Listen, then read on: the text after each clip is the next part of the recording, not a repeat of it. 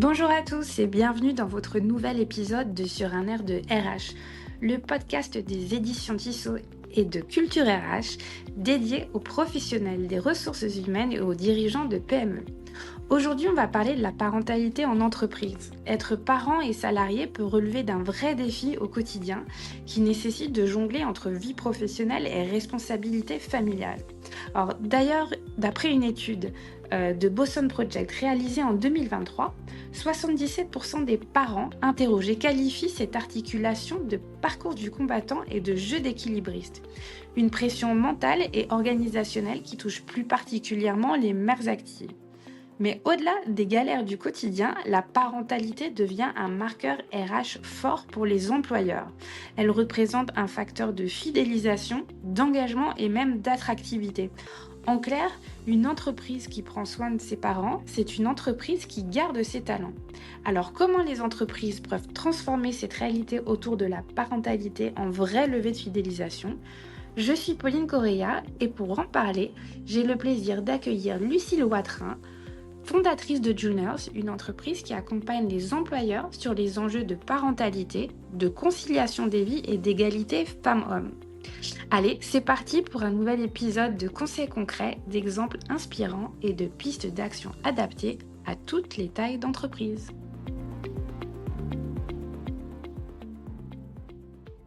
Bonjour Lucille. Bonjour. Alors, on peut penser que les politiques de parentalité sont davantage installées dans les grandes entreprises, que c'est pas vraiment un sujet pour les PME qui ont d'autres projets prioritaires. Et pourtant, il y a quand même des enjeux très forts derrière. Lucille, est-ce que tu peux commencer par nous donner un peu de contexte autour de cette notion de parentalité? Qu'est-ce qu'on entend par parentalité? Merci beaucoup Pauline. Tout d'abord, j'aimerais faire un petit focus sur, ouais, cette notion de parentalité qui, pour moi est un petit peu réductrice. Je préfère parler de conciliation des vies pour intégrer, la famille au sens large et puis plein d'autres choses qu'on va évoquer lors de ce podcast, pour répondre aux enjeux de toutes les populations, qu'on soit parents ou non. L'idée, c'est vraiment d'être le plus inclusif possible. J'aime bien prendre l'image, d'une fleur et de se dire qu'on a, voilà, toutes les pétales qui doivent être colorées. Il y a mes engagements, associatifs, il y a éventuellement mes enfants, il y a ma famille, il y a mes amis, il y a mon temps pour moi aussi, il y a mon travail et cetera et cetera et du coup, j'ai besoin d'avoir toutes ces couleurs pour pouvoir, être, une meilleure version de moi-même, si je puis dire, et pouvoir donner mon maximum au travail. C'est pour ça que j'aime bien qu'on parle de conciliation des vies, de famille, et qu'on essaye d'atténuer cette notion de parentalité sur tous ces sujets, de flexibilité et de ce qu'on peut proposer au sein des organisations pour que ça concerne tout le monde et être le plus inclusif possible. C'est plutôt une jolie description, en tout cas. Alors, pourquoi la parentalité, elle est, devenue un enjeu RH de fidélisation aussi fort aujourd'hui? On a, vraiment une évolution, des attentes des salariés, une évolution, du regard qu'on va poser sur le travail. Avant, quand on posait la question de: «Qu'est-ce que tu fais dans la vie? Qu'est-ce qu'est ton travail?» On disait: «Je travaille chez Renault» et en fait, on travaillait chez Renault, mais on ne savait pas trop ce que vous faisiez. Après, on a eu, «Je travaille dans, tel, service de chez Renault», donc je sais pas, je suis à la production chez Renault et puis maintenant, on est, ergonome, on est, directeur marketing ou on est directeur commercial et on vient, un peu effacer, ce rapport à l'entreprise. On est moins fidèle, on reste moins dans les organisations. Du coup, on a des entreprises qui ont des enjeux forts à travailler leur image d'employeur pour, favoriser le recrutement et pour fidéliser ses collaborateurs parce que ça coûte cher de recruter.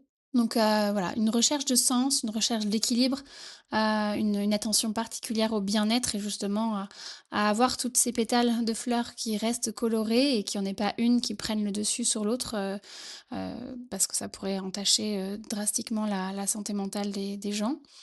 Et puis on a, une hausse des démissions, silencieuses et du quiet quitting qui montre bien qu'on a, des gros enjeux, au niveau des organisations pour, fidéliser et pour, être attractif. Et est-ce qu'on peut, justement parler un peu des coûts, donc face à cette émergence du quiet quitting et des démissions, heu, quels sont les coûts de la fidélisation finalement versus le coût ou les conséquences d'un départ d'un employé ou d'une absence prolongée? Oui, je pense que c'est un élément essentiel, qui est, un élément très important pour faire déclencher des investissements sur ces sujets de conciliation des vies au sens large. Comme je disais, hein, j'intègre la parentalité, les danses, la conciliation des vies, la monoparentalité, gérer les enfants petits, les enfants plus grands. Donc vraiment c'est des investissements évidemment, ça peut être des coûts importants, mais on verra plus tard que c'est pas forcément, toujours, énorme comme investissement. J'aime bien les mettre en face du coût de ne pas faire. Donc combien ça nous coûte si on ne fait rien? Et encore là, on ne prend que quelques exemples. Une démission, par exemple, c'est entre 6 et 9 mois de salaire parce qu'il faut, recruter, donc c'est du temps RH. Il faut trouver la bonne personne, il faut l'onboarder, il faut qu'elle soit, bah, autonome à son poste, donc tout ça, ça coûte de l'argent. On a aussi le coût des burn-out, donc c'est environ, 77 000 € par salarié, qui vit un burn-out, donc autant vous dire que c'est pas du tout anodin. Et on a le coût du désengagement qui est estimé à 14 000 € par an et par salarié. Donc idem, ce sont des coûts, si on prend ne serait-ce que 10 ou 15 de ces éventuels coûts, on fait vraiment des choses, super au niveau de la conciliation des vies. Voilà, c'est important de les mettre en parallèle et pour celles et ceux qui sont toujours tenus par ces chiffres et c'est un peu le j'ai envie de dire le fléau de notre société, mais c'est important de le signaler. Les entreprises qui ont l'encadrement le plus féminisé sont, quasiment 50 plus rentables que les autres parce qu'elles prennent de meilleures décisions, parce qu'elles ont voilà une overview de ce qui se passe dans la société et qui vont permettre d'être plus rentables et on a les mêmes types de chiffres sur les entreprises plus diversifiées au sens large. Là, je parle même pas que d'égalité femmes-hommes, mais, de diversité au sens large. Donc on a vraiment des enjeux, financiers derrière tout ça et quand on a des directions, qui ont besoin de chiffres, bah, ça donne quelques billes pour pouvoir les convaincre. Tout à fait, c'est très intéressant en effet de voir qu'il y a vraiment finalement des enjeux aussi d'ordre financier, derrière. Alors pourtant, on peut se dire que le sujet, la parentalité, ne touche qu'une petite partie, des salariés, ceux qui ont des enfants en bas âge. Est-ce que ce sont vraiment, les parents en bas âge qui sont concernés? Ou est-ce que, c'est là que se concentrent les enjeux les plus critiques pour les entreprises? Avant de répondre à ta question, Pauline, juste, il faut savoir que 89 des salariés sont parents. Donc même quand on parle de parentalité, on nous rétorque souvent: «Oui, mais ça exclut les non-parents». Globalement, on a beaucoup de parents dans les entreprises. Bon, évidemment, ça dépend de l'entreprise, mais globalement, on a quand même beaucoup de parents dans les entreprises. Et ensuite, non, la parentalité, c'est pas que 0-3 ans, bien au contraire, déjà, on a tout ce qui se passe avant d'être parent et on a eu, plus de 120 000, tentatives de parcours PMA en 2020 et c'est un chiffre qui ne fait qu'augmenter. Donc ça prouve bien que, la parentalité ne commence pas à la naissance de l'enfant, bien au contraire. On a aussi un essor, fulgurant de familles monoparentales, donc 23 des familles sont monoparentales et il faut savoir que sur ces 23 tu as 85 de ces familles qui sont, monoparentales avec une femme à leur tête. Quand on sait que ça fait souvent plonger la famille sous le seuil de pauvreté, c'est vraiment des choses, qui sont à prendre en compte. On a des aidants qui sont de plus en plus nombreux. Aujourd'hui, une personne sur 6 est aidant et je pourrais même le mettre au féminin parce que souvent, très majoritairement, ce sont des femmes qui sont aidantes et on sera 1 sur 4 à être aidante, en 2030.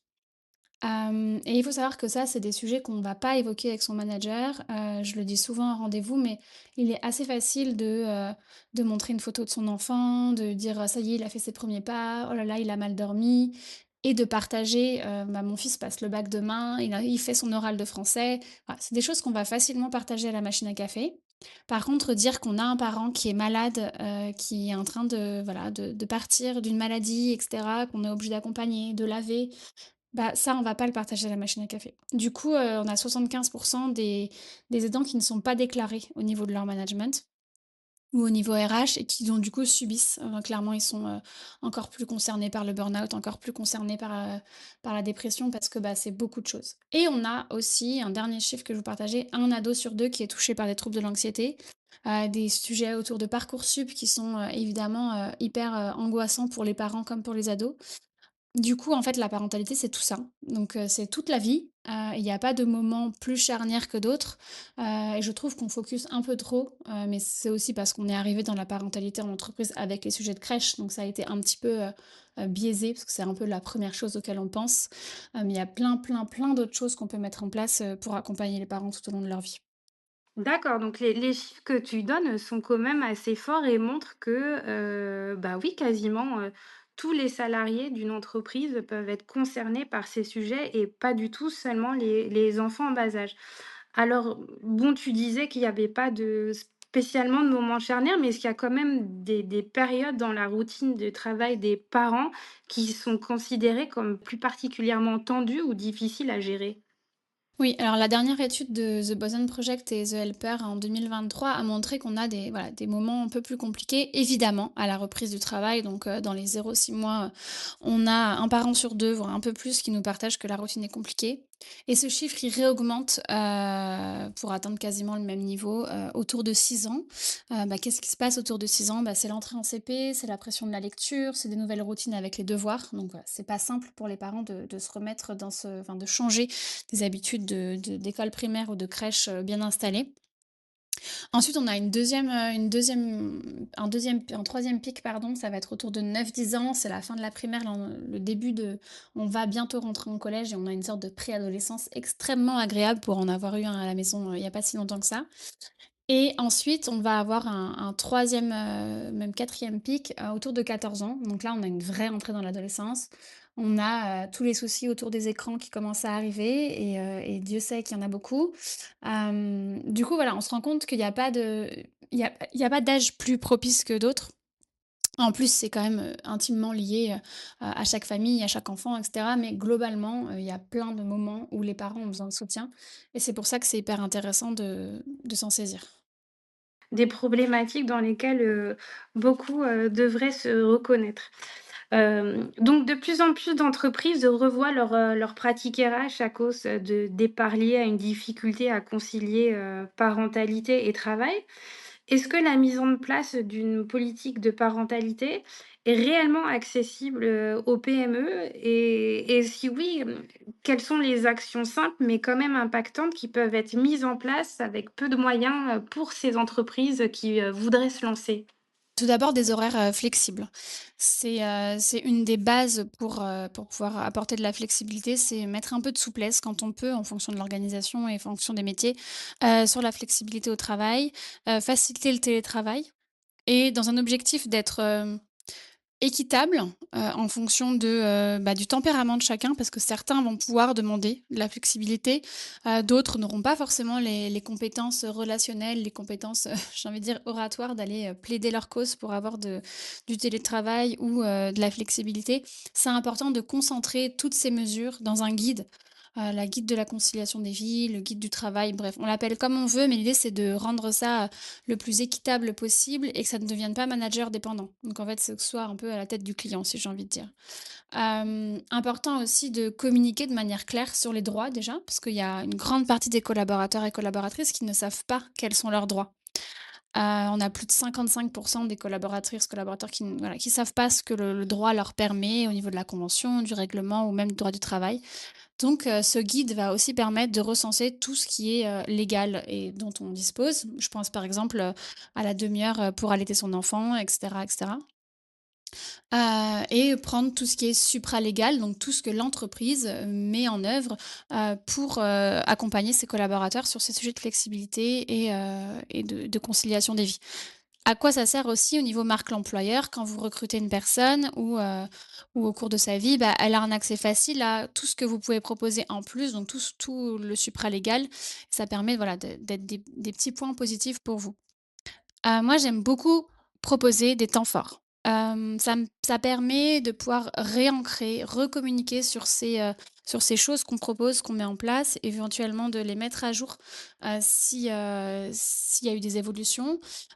Si vous recrutez, voilà, si vous recrutez, Anaïs, elle a 25 ans quand elle rentre dans l'entreprise, elle n'est pas maman, elle aspire pas à terme, enfin en tout cas aujourd'hui à avoir des enfants. Quand vous lui parlez toute cette partie, parentalité, vraiment là, je vais vraiment flaguer parentalité, peut-être qu'elle ne va pas entendre. Et puis 5 ans plus tard, elle devient maman Bah, peut-être que là, elle a besoin qu'on lui redise. Du coup, l'idée de faire des temps forts chaque année, ça permet, voilà, de rappeler aux collaborateurs, quels seraient leurs droits en cas de changement de vie, que ce soit sur la partie aidance ou la partie parentalité. Et puis on peut profiter des nouveaux entrants, des journées séminaires, voilà, pour partager nos enjeux et ce qu'on ce qu'on veut mettre, en évidence dans nos vies, de salariés.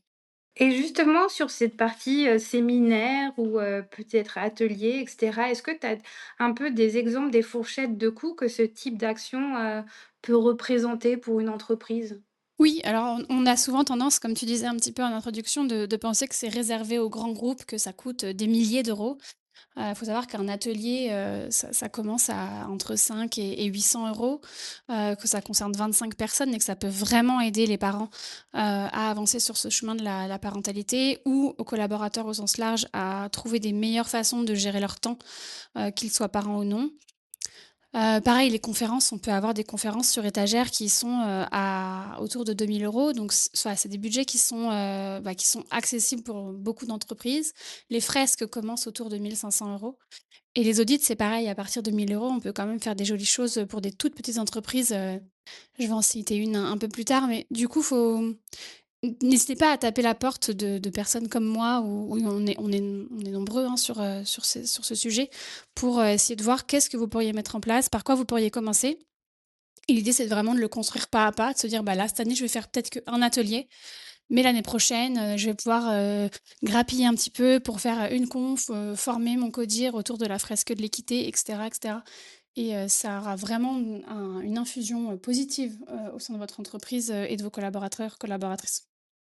Alors, j'imagine qu'avant de se lancer dans des ateliers, conférences et cetera, comme dans tout projet, RH ou non d'ailleurs, il est important de se poser avant de se lancer pour réfléchir aux actions qui pourraient vraiment correspondre à son entreprise et à ses salariés. Quelles étapes clés, conseilles, tu pour initier, ces politiques de parentalité, personnalisée et adaptée à son entreprise?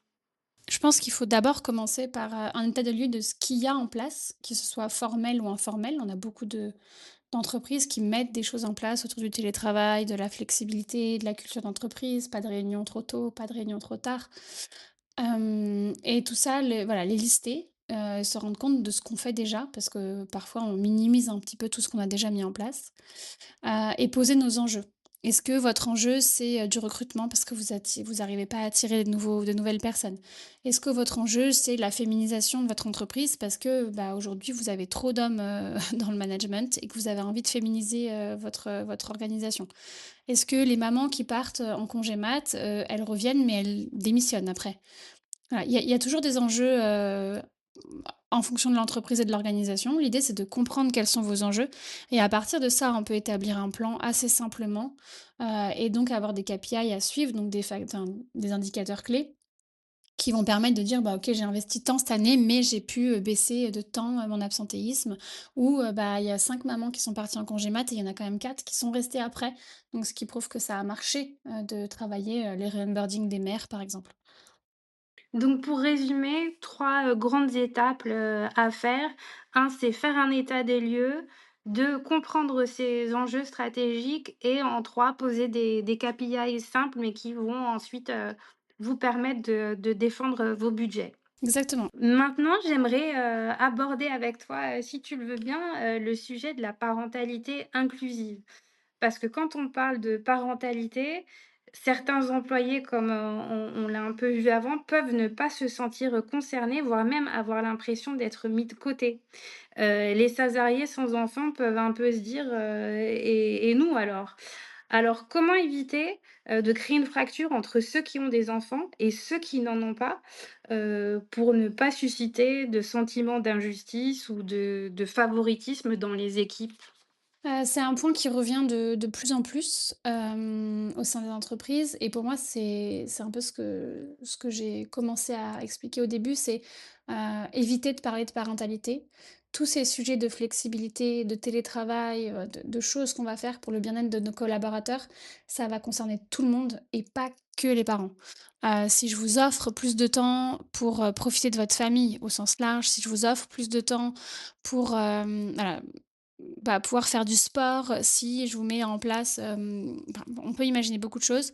Ça va, comme je disais, nourrir toutes les couleurs qui vous composent et vous serez en meilleure santé physique et mentale. Du coup, on parle vraiment axé sur la conciliation des vies. Ça permet d'éviter d'exclure les non-parents.